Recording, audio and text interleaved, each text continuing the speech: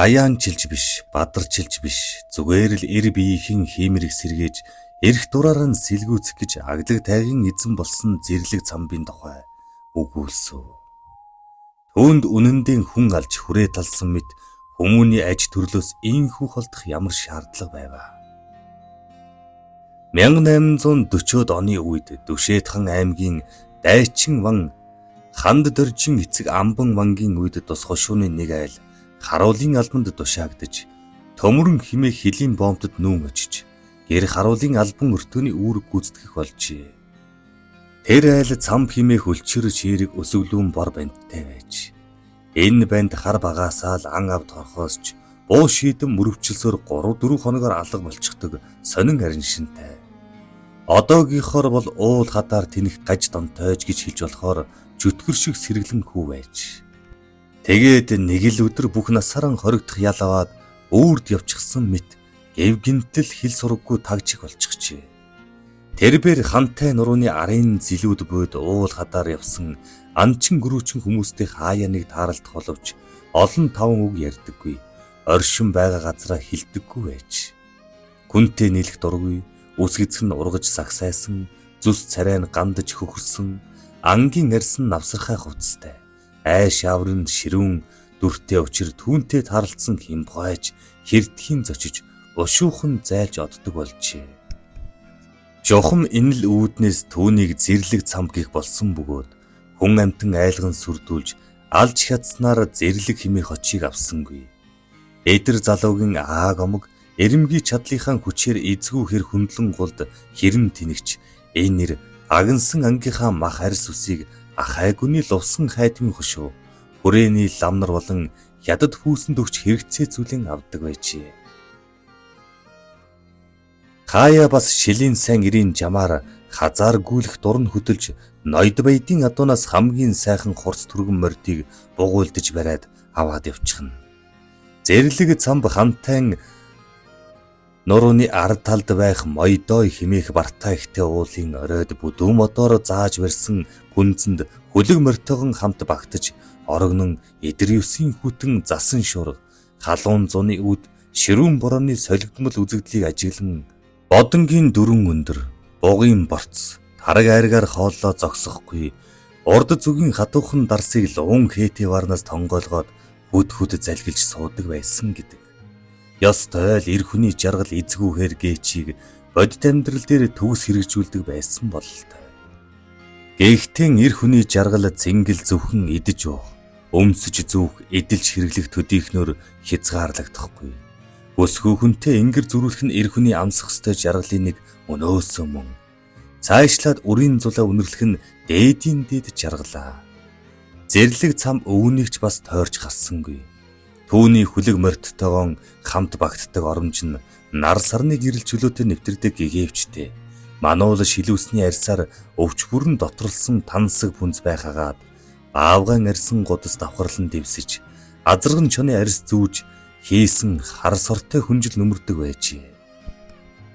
Тэрбэр утаа идсэн захиур буу, дэрэгдэн шахуу дүүжилсэн гурван хавх, алуурчны гартал баймар амар том сүх, хэд хэдэн төрлийн урт, өргөн хутга юугаан ээлжлэн ширцээр бүх нойрон давтаад хэдэн бээрийн цаан сонсогдох чимээ, гарган хорхин зүүдлэх ажаам. Нэг өдөр тэрбэр намар олчихлоод тарган гөрөөсөр ганцгаа милаж ирүүлчиг бидэн хоёрын хиймэр лундаа сэргэндээ химэн хүлэг морныхон сугсалзах дэлийг илбэн үүрнсээр зүүн зүгийг барин дэргүүлжээ. Эх нутгийн элбэг ан амьтад ижлийн таньж ядахлууга алмайр нь зогсож айж үрхэж болчихсон юм шиг түүнд санагдхагаад зэрлэг ургамал адил хээрийн салхинд үлээгдэж явсаар адуусны чанарыг олж зэрлэгшиж буйн тэр байж л дээ. Цамбхүү ой хөвчөд бүгснээс нь хойш 10 гаруй жилиг ардаан орхиж 30 насыг зооглоод байгаа нь энэ. Эдэр залуу наснаа даан чажиггүй явсан цамбыг морин дил дээр галгиулж явтал эмэгтэй хүүхдийн сандран хашрах шингэн дуу сонсогдох нь тэр. Эрдэнэ хушууны баруун захад эзгүүхээр хэсэг хон дагаад өөлж явсан охин дээр цамб хар хурдаараа давхин очижээ. Охин ихэндээ түүний зэрлэгдөө маягийн царай төрхнөөс айж химээсэн ч Сүүлдээ л аргагүй л хувь заяатайхан эвлэрж өөдөөс нь үг дуурахтайхан боломгцсон. Хот айлын хүмүүс нь таргун дахлаар өвдөж, ойр хавийнх нь уул хадаар дөрвж одсноор орох оронгүй харж хандах хүнгүй тэнэж яваагаан хэлжээ. Ингээд зэрлэг цамб 17 настай цэрэн ламыг мориндон дүүрэн авч явсаар модон пүнцэндэн авчирч хамт амьдрахаар болсон байна. Тэгээд ахын ёсоор халамжилж алхан бүрдэн түшиг болсон ч хөрөн баавга адил сүрдмээр дүр төрхтэй түнд цэрэн лам охин арай л өөр маягаар дотносч эхэлжээ. Эхэндээ цамбахаа хоолойд химээдэг байсан шингэн аялгуу яваандан цамбаа чи хоолой дээчтэй гэсэн гэгэлцсэн түнэрхлаар солигдсон байна. Зэрлэгдүү ахынхаа сүр хүчинд дулдуудан хэдэн шүн энгэр цээжинд насч нүмер бараадаж хонсон охин бага зэрэг ичингүрэн түүний биеэс гар хөлөн суглан атраад өчүүхэн зай үсгэж харин энэхүү цаг ойртуулах үүрэг цамбад оногджээ. Ийхүү эр хүний жаргал эзгүүхээр байдгийг мэдэрсэн цаг мөчөөс эхлээд моёдой ууландах пүнзэнд эр им хоёр хөлөг морныхон хамт аж төрн жаргах болж хойтон хаврын цэрэн лам бие тулгар болсон тул цамб түүнийг айл амтан бараад болохоор шийдэж хантай нуруунаас их авдаг ордог харуулын их рүү бууж нэгэн айлын гадаа иртэл тэр айлынхын таргун дахалд бүгдээрийн хяарсан байсан тул үнэр танаргж ойртохын арга байсан. Тиймээс цамб хүн амьдарч болсон газар хүүхэд төрүүлж яагаад болохгүй байх вүлээ. Хоёулаа гэрөөсөн оромжиндоо буцаад очив. Амин дээр тулгад арга чарга олдондоо гэснээр цэрэн лам моёдой уулынхаа пүнзэнд төрхөөр шуударчээ.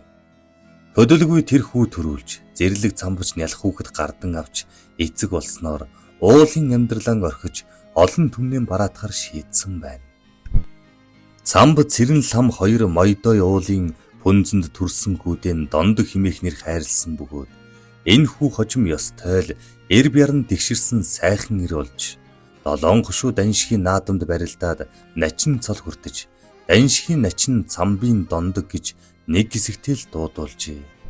Хүмүүний насыг богинохон гэдэгч дуусашгүй үргэлжлэлтэйгээр амьдралын дурсгал болж урт удаан жил мөнхөрдөг үлээ.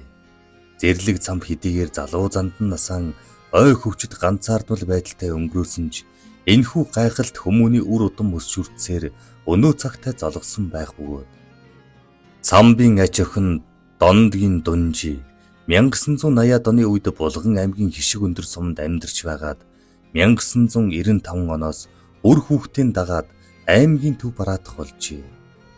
Дунжигийн өвөг эцэг буюу хантай нурууны зэрлэг цамб 1917 онд 70 гаруй насндаа түүний гэргий цэрэн лам 1925 онд 68 насндаа таалал төгсчээ. 1980-ад оны үед Булган аймгийн Дишиг сумын Ирээн харуулд амьдарч байсан анчин Жамсрангийн жүлтэм Ордгийн голын аюурын дансран нар биднийг баг байхад шилийн сайн ир зэрлэг цамбын тухай хөгшчүүдийг ярьдаг байсан. Хантай нурууны ард талын моёдой уулын баруун суганд цамбын гозгор нэртэй жижигхэн байц хад одоо хүртэл байж л байна.